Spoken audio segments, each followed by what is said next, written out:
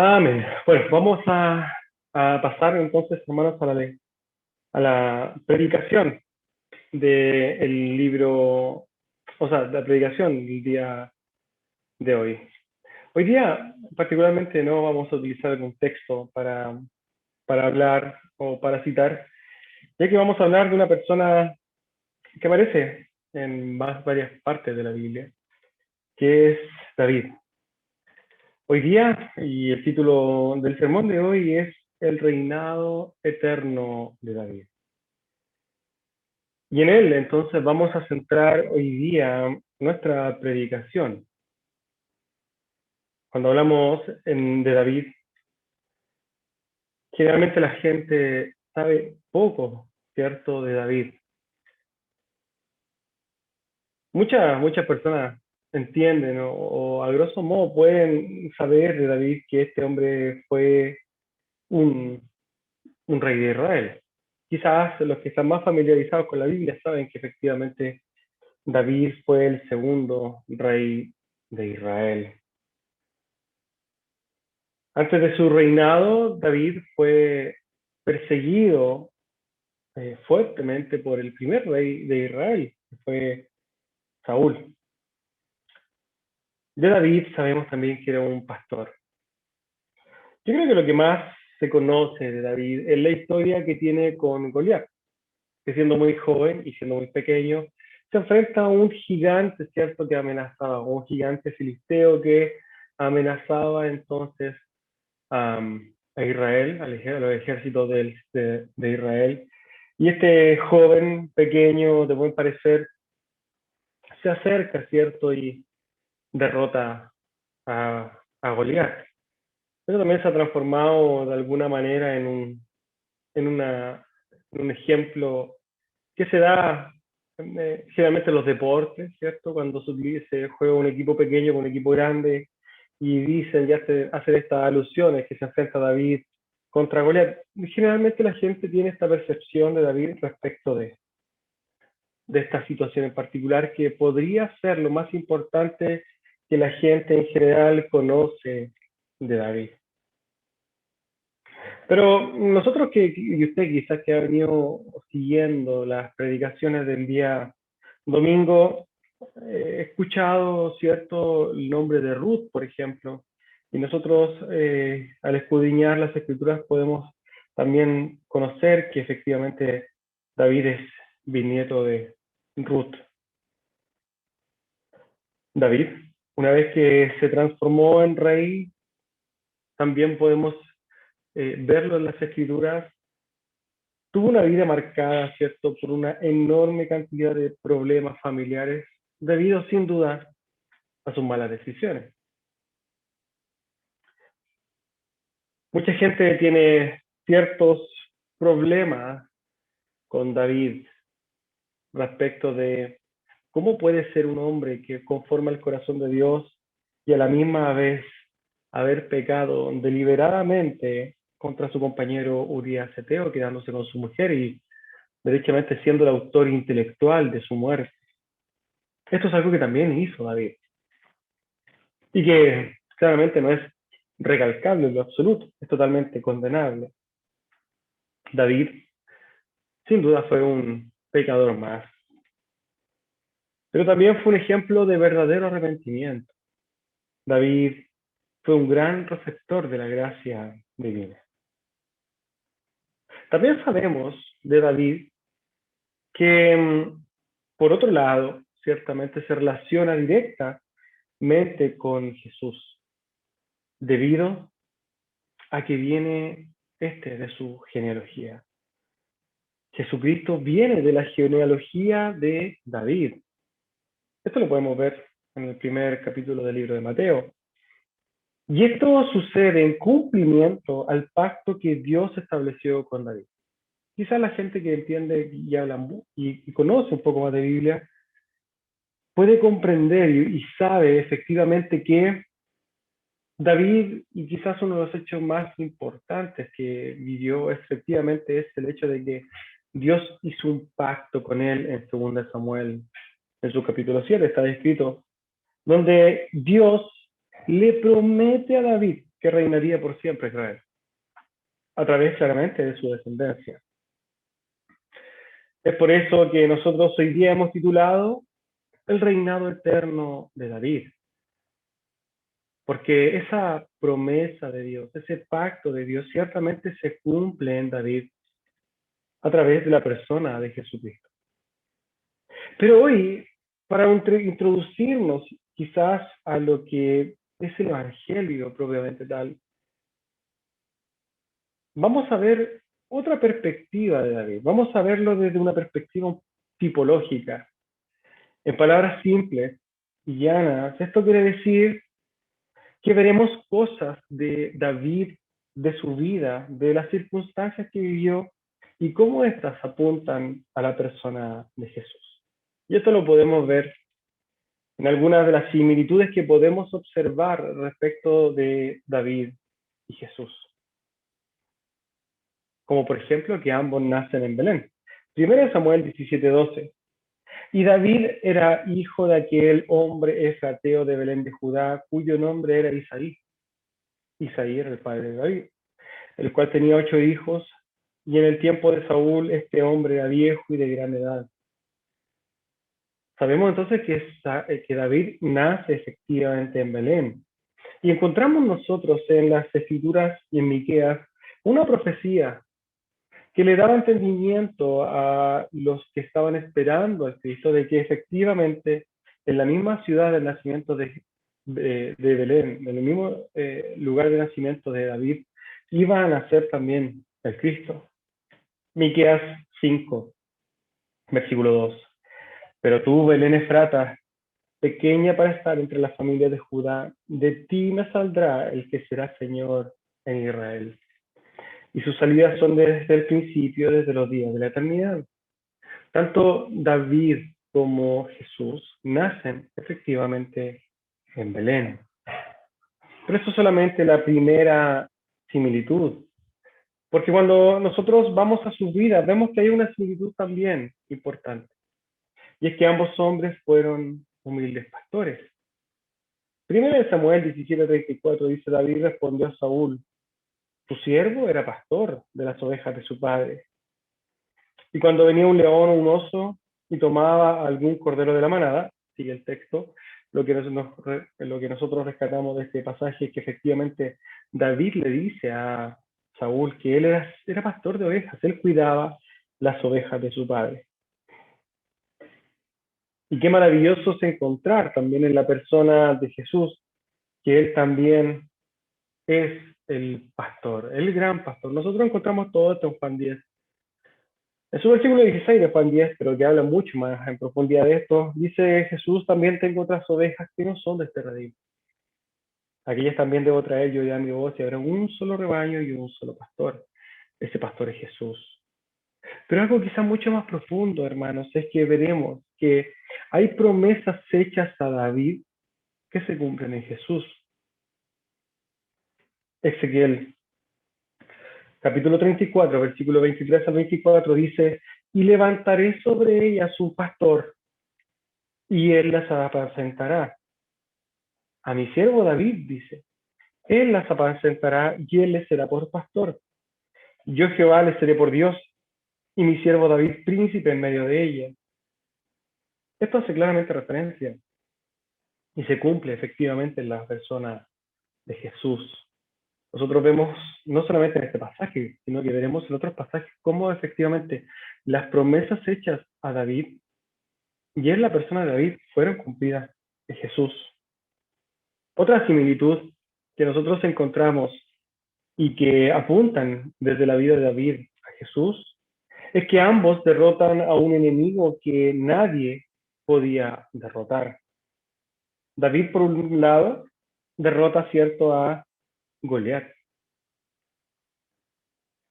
Y Jesús derrota a la muerte, el pecado y Satanás. En este sentido sabemos que David, al lanzar esa piedra, sin duda la lanzó él, pero la impulsó Dios. Dios mismo es el que impulsa, ¿cierto?, esta piedra utilizada por David. Goliat era un adversario que no podía ser derrotado por ningún otro hombre. Sabemos que David fue utilizado por Dios para derrotar a este hombre, que tipificaba también de una manera a la muerte, el pecado, Satanás. Cristo, también fue ungido con el Espíritu Santo para llevar a cabo esta victoria sobre el pecado, la muerte y Satanás. Ahora bien, otra similitud dentro de esta misma similitud es que efectivamente ambos expusieron a sus derrotados. Sabemos que David, una vez que derrota a Goliat, le corta la cabeza y la toma y la muestra, ¿cierto?, en exposición del derrotado. Es tanto así que la lleva hasta la ciudad. Ahora bien, veamos lo que hizo Jesús al derrotar a la muerte, a Satanás. Colosenses capítulo 2, versículo 15, dice, y despojando a los principados y a las potestades, los exhibió públicamente, triunfando sobre ellos en la cruz. Ambos entonces exhibieron públicamente a aquel a quien habían derrotado. Otra similitud que encontramos en ellos y que apunta ciertamente a lo que hace Jesús, es lo que hace efectivamente David, al dejar la comodidad de su padre para ir en rescate del pueblo de Israel. David estaba tranquilamente, ¿cierto?, en la casa de su padre, apacentando ovejas con tranquilidad, pero deja de lado todo eso para ir en pos de defender efectivamente al pueblo de Israel. Ahora nosotros sabemos que Jesús también hizo lo mismo. Jesús estaba en la eternidad, lleno de gozo, ¿cierto?, de plenitud en esa Trinidad, pero Él desciende de la comodidad, de la gloria, ¿cierto? Nosotros lo podemos ver en la oración de Juan 17, cuando el Señor le dice que Él estaba, ¿cierto?, en esa gloria. Quería volver a esa gloria en la cual había estado.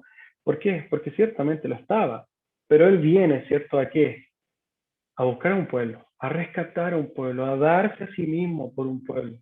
Es algo que nosotros también encontramos a modo de imagen, a modo de tipología, de figura en David. Y por último, algo que sienta ya toda esta observación y que quizás figura de mejor manera a David como tipo de Cristo, es efectivamente el hecho de que ambos fueron reyes. Y se podría decir que fueron los reyes por excelencia, porque si hay algún rey que efectivamente en Israel fue observado con respeto, con admiración, el rey, efectivamente aparece la persona de David.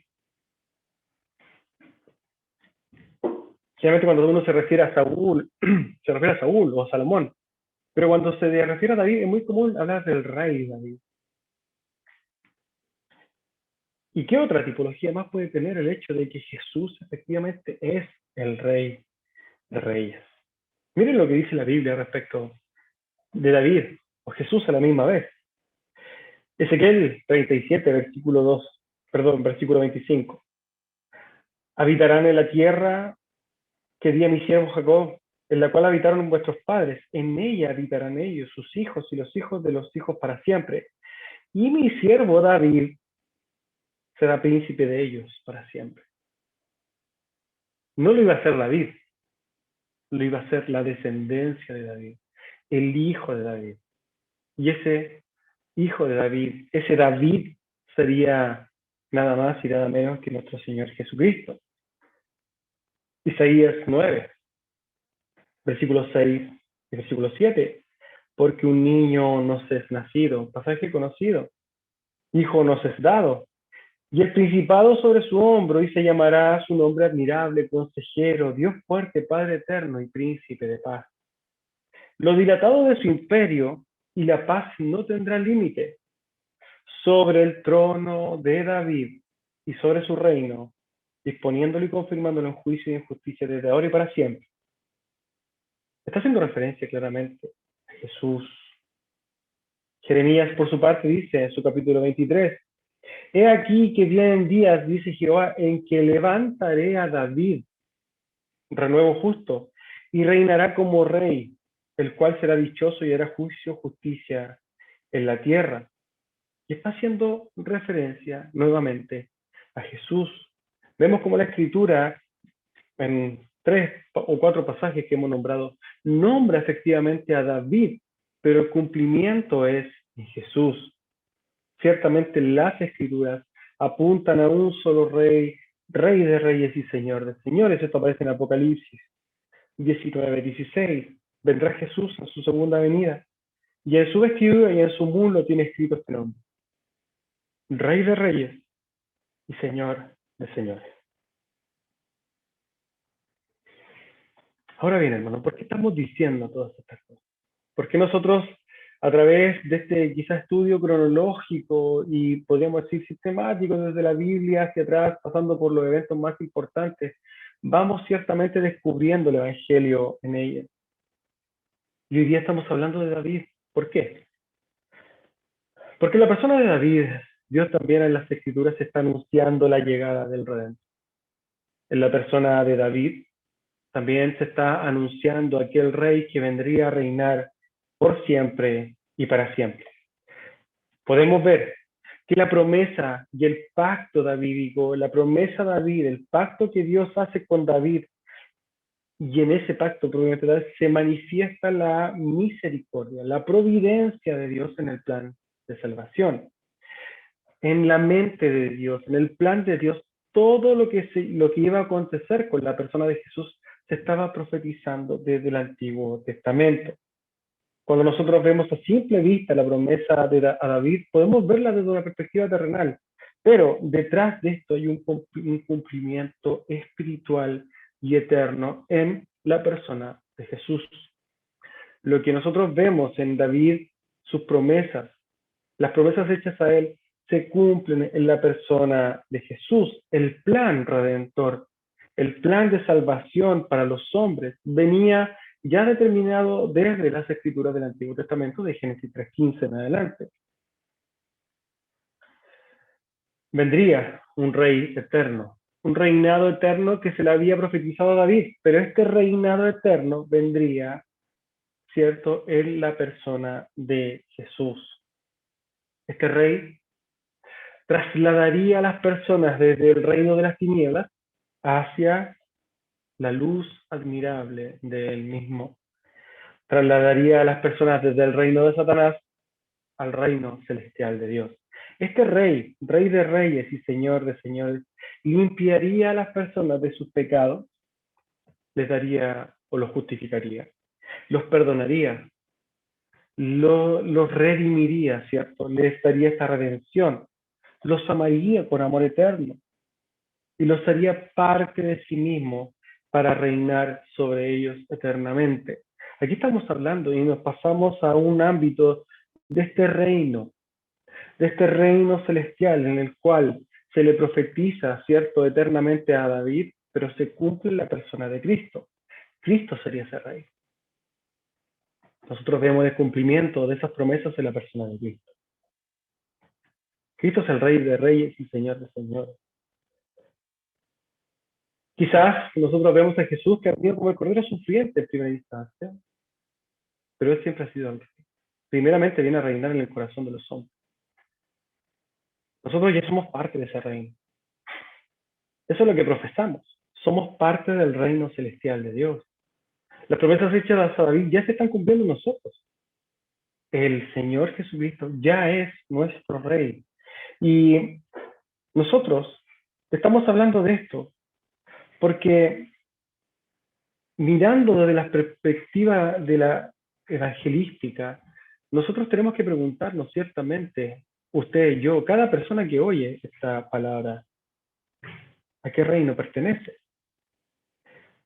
Y si es que efectivamente no pertenece ya al reino de Dios, al reino de Jesucristo, y estás escuchando estas palabras, nosotros te invitamos a participar, a ser parte de este reino, donde te espera donde te espera una eterna esperanza, una eterna plenitud, un eterno gozo, un eterno amor, un eterno conocimiento de Dios.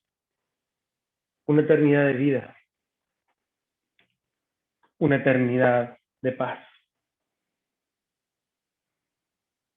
La invitación es a que seas parte de este reino. Y quizás tú te puedes preguntar, y bueno, ¿y cómo yo soy parte de ese reino? ¿Cómo yo soy parte efectivamente de esta plenitud de gozo, plenitud de amor, gozo, de conocimiento de Dios, de vida, de paz? ¿Cómo soy parte de eso? De ahí el mensaje del Evangelio. Nosotros lo que vemos en las Escrituras es que usted es llamado a arrepentir.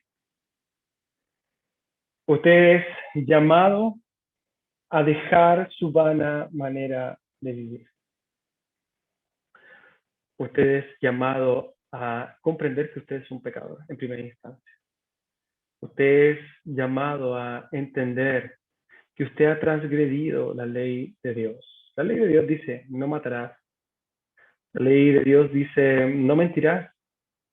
La ley de Dios dice, no codiciarás. Y ciertamente al momento de enfrentarnos nosotros a esa verdad, cierta, cada uno de nosotros aparece en deuda, cada uno de nosotros es orgulloso. Todos estos son pecados que nos condenan. Y el llamado a arrepentirnos es a dejar de vivir esta vida vana, vacía, esta vida que está centrada en nosotros mismos, en lo que nosotros queremos, en lo que nosotros pensamos creer, en lo que nosotros pensamos que va a suceder, y poner nuestra fe en Jesucristo. Y el llamado bíblico es a creer en Jesucristo. Creer en lo que dicen las Escrituras, tal como lo estamos viendo hoy día, que en las Escrituras está profetizado este Rey eterno, el cual vendría y el cual ya vino, y que conforme a las Escrituras viviría una vida perfecta, pero sería castigado, sería condenado, sería crucificado, pagando en esa cruz lo que nosotros tendríamos que pagar. Nuestros pecados, nuestras transgresiones fueron puestas en Jesús. Jesús se subió a la cruz para ser castigado injustamente, para satisfacer la justicia de Dios. Esos son términos con los cuales no está asociado, pero básicamente es, si usted condena, usted ha transgredido la ley, usted debe ser condenado, pero esa condena usted no la va a pagar porque ya la pagó Jesús. Si usted pone su fe en Jesucristo y usted cree que conforme a las Escrituras vivió una vida perfecta, murió por nuestros pecados y al tercer día resucitó, y usted cree que Él efectivamente pagó por sus delitos y pecados, usted pone su fe en Él, entonces usted tiene vida eterna en Él. Usted ha sido perdonado. Si usted realmente cree en que Jesucristo lo salvó de pagar sus propios pecados, entonces usted puede decir, soy salvo. Pero ahora viene la otra parte, y es que si usted cree, entonces usted buscará conocer a su Rey, aquel que ahora está reinando en su corazón. El llamado es a mirar a Cristo con fe y confianza, y comenzar a vivir por y para Él, en búsqueda del conocimiento de su palabra, en búsqueda de conocerle, para obedecerle, para amarle, para servirle en este reino diferente, un reino celestial, un reino eterno. Conversaba con un hermano el día de hoy y le hacía una reflexión sobre la vida vacía que vive la gente, la vida sin propósito, alguno.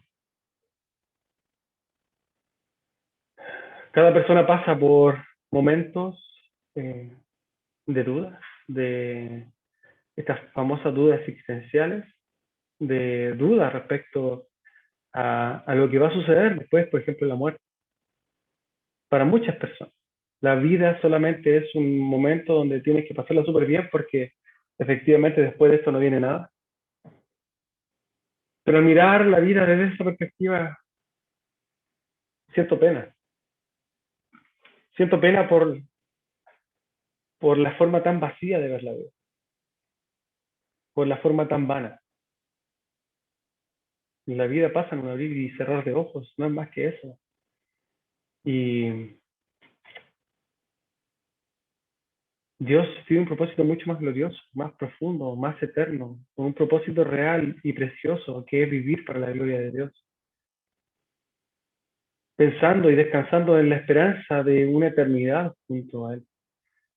El llamado es a que reflexione la vida, reflexione en lo que es la vida y entienda que la vida no acaba acá. Esto es solo un pequeño paso, nada más que eso. A nosotros nos espera una eternidad. Usted va a definir ciertamente a través, si es que escucha o no escucha, dónde pasará esa eternidad.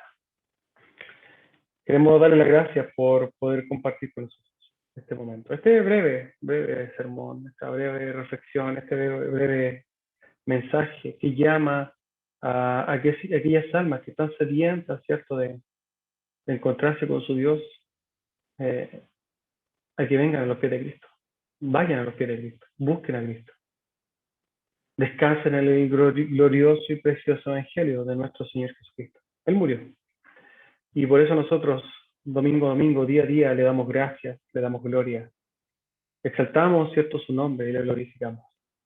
Le damos las gracias por estar con nosotros y vamos a terminar orando en este momento. Amado Rey, queremos darle gracias por su palabra. Gracias, Señor, por este momento en el que podemos conversar respecto de su palabra, respecto de su glorioso evangelio. Oramos, Señor, por aquellos que escuchan, por aquellos que oyen, para que usted traiga salvación, para que usted traiga, Señor, vida nueva, para que usted traiga en ellos, Señor, un propósito eterno, para que usted traiga, Señor, vida en abundancia, como la tiene para sus hijos. Le damos gracias por esta oportunidad en el nombre y por los méritos de su Hijo amado Jesús. Amén. Le damos las gracias por estar y acompañarnos.